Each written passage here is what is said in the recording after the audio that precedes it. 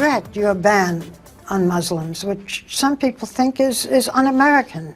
Not at all. We have to do the right thing. Somebody in this country has to say what's right.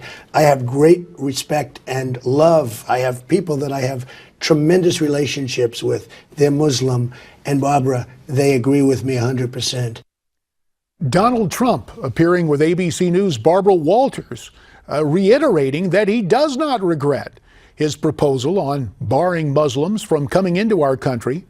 Donald's comments have once again caused a split among Americans where they stand on this issue. And to talk about it now, we're very pleased to be joined by Senior Pastor Aubrey Shines, who's the founder of Glory To Glory Ministries. He's Skyping in from Tampa, Florida, and Pastor Shines supports Donald Trump in his pursuit of the presidency. So you not only support Donald Trump, you support this policy initiative on banning Muslims. Why do you do so? Well, Katie, I do. And again, good to be with you again. I absolutely support it. Remember, even the Pew International poll that was just taken very recently, what we're finding out is what this White House is not sharing with us, and that is over a third of all Muslims. We're talking about 500 million people, not 20 or 30 or a couple hundred of these crazy jihadists. We're talking 500 million, JD, that actually believe in violence through jihadism. And so why wouldn't Trump say this? So kudos for Trump for having just some common sense on this issue, because he's echoing what polls are showing here in America, and that is 70% of Americans also concur with Donald Trump, JD, on this issue. And I'm just glad that he has the gall to say it. And Pastor Shines, there is perhaps no greater political job, and I mean this just realistically, than standing in a pulpit and leading a fellowship of faith, because you've got a lot of parishioners, a lot of different opinions. It has been interesting, though, this public dialogue and the Trump campaign. For example, early on, he said some things about Mexican illegal immigrants, but soon, sadly, there was the murder of Kate Steinle in San Francisco by an illegal Mexican immigrant, and people said, wait a minute. Donald Trump is saying something that needs to be said. Is this another situation where we're going to see the public, despite the establishment and the elites, criticize him? People are going to say, you know what, he's right.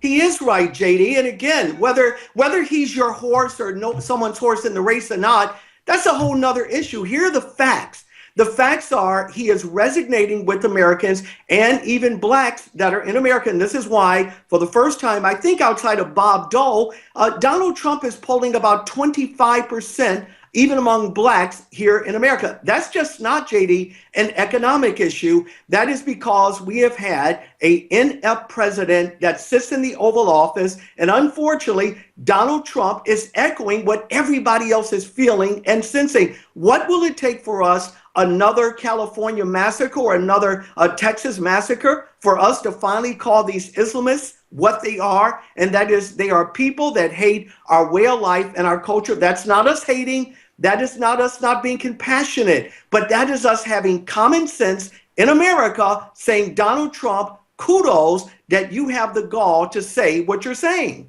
Pastor, about a minute left, and we'd be remiss if we didn't talk about what you've seen in the prison system. We understand that prisons have now become a hotbed of Muslim proselytization, that a lot of inmates are becoming radicalized in their Muslim faith. What have you seen in the prisons? We've got about 40 seconds. Certainly, I've worked in the Cook County, and that, I tell you, that, JD, is probably one of the worst systems in all of America there in Illinois. And I can tell you, outside of just protection that a lot of these guys look for, you're talking about the extremity of any type of Islam. And this is why groups like Louis Farrakhan and others, they're able to kind of proselytize these minds, because these are individuals that are not part of the system. And as a result of it, they're easy pickings. And we're finding this more and more throughout our penal systems. This is why our country, JD, we're crying out for great leadership. And guys like Cruz and Trump, they're actually finally giving us something we can sink our teeth into. And we will have to leave it there. Pastor Aubrey Shines, you have our thanks. Up next, might Trump run as an independent? We'll talk about it.